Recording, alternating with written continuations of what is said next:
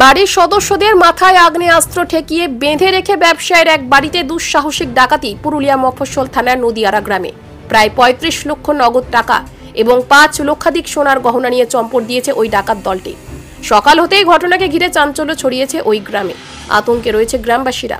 অভিযোগ, বৃহস্পতিবার রাতে ১২ থেকে ১৫ জনের ডাকাতের একটি দল দরজা ভেঙে আগ্নেয়াস্ত্র নিয়ে বাড়িতে প্রবেশ করে। বাড়িতে থাকা ৪ জন সদস্যের মাথায় আগ্নেয়াস্ত্র ঠেকিয়ে বেঁধে রেখে প্রায় ৩৫ লক্ষ নগদ টাকা এবং ৫ লক্ষাধিক সোনার গহনা লুট করে পালায় ওই দলটি। একই সঙ্গে সিসি ক্যামেরার হার্ড ডিস্ক, মোবাইল ফোন নিয়ে পালায় তারা। এর আগেও ওই গ্রামে চুরির ঘটনা ঘটেছে। পরপর গ্রামে এই ঘটনা ঘটার পর আতঙ্কে রয়েছেন গ্রামবাসীরা। ডাকাতির ঘটনার পরই দ্রুত তদন্তের দাবি জানিয়ে অভিযুক্তদের গ্রেপ্তারের দাবি জানিয়ে পুরুলিয়া চন্দন কিয়ারি রাজ্য সড়ক অবরোধ করল গ্রামবাসীরা। ইতিমধ্যেই তদন্ত শুরু করে দিয়েছে পুরুলিয়া জেলা পুলিশ।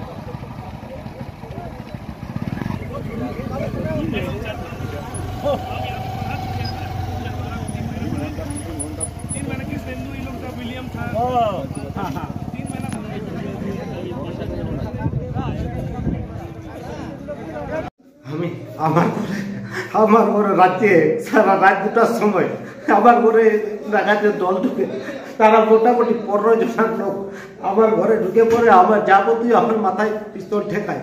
আমার পিস্তল প্রথম আমার মাথায় ঠেকায়, তারপর আমার বউয়ের মাথায় ঠেকায়। আসে দিয়ে বলছে, বল ঘরে আর কে কে আছে। নিয়ে আমার ছেলে তো ঘরে দুটো ঘুমিয়েছিল, তাদেরকে পিস্তলে ঠেকায় পরে নিয়ে আসে। 4 লোককে আমার দিকে একসাথে বাঁধে দিল, পেছন দিক থেকে বাঁধে দিল। বাঁধে দেওয়ার পরে বল বলছে ঘরে কি কি আছে। ঘরে যাবতীয় ছিল, আমি 2-4 জায়গা প্রথমে দেখাই দিলাম, বলে আর কিছু নাই। তারপর যখন দেখাই দিলাম তখন আবার বাঁধে দিয়ে আমাদের বলছে তোমার দিকে আবার গুলি করে দেবো, বলো ওখানে গুলি করে দেবো। তখন আমি ছেলেকে মারি দিবার ভয়ে আমিও তাকে যা ছিল আমার ঘরের সোনা গয়না একটা কাগজ পর্যন্ত রেখে দিই নাই, যা ছিল মোবাইল দুটো সমস্ত কিছু আমার চুরি করে নিয়ে চলে গেছে। ওরা 1.5 থেকে 2 ঘন্টা আমার ঘরে ওরা ডাকাতি করেছে। কোনো রকমে আমি জীবনটা বাঁচাইছি। তাতেও আমি মোটামুটি ভোর থেকে আমাদের যে সেদিক আছে, আমার সঙ্গে কোনো ফোন নাই যে অন্য যখন সকাল হয় মোটামুটি ভোর হয় তখন পাশের বাড়িকে চেঁচাই কোনো রকমে ডাকি। ডাকার পরে তারা উঠে পরে সেবিককে ফোন করে। সেবিক ফোন করার পর কমপক্ষে 2-3 ঘন্টা পর পুলিশ এসেছে। তো বলুন, আমরা আগে যদি এইভাবে করে তো আমরা কি নিয়ে বাঁচব? আমার ছেলে একটা ডাক্তারি পড়ছে, তার জন্য আমি কষ্ট উপার্জন করে রেখেছি যে আমি ওকে কি করে পড়াবো।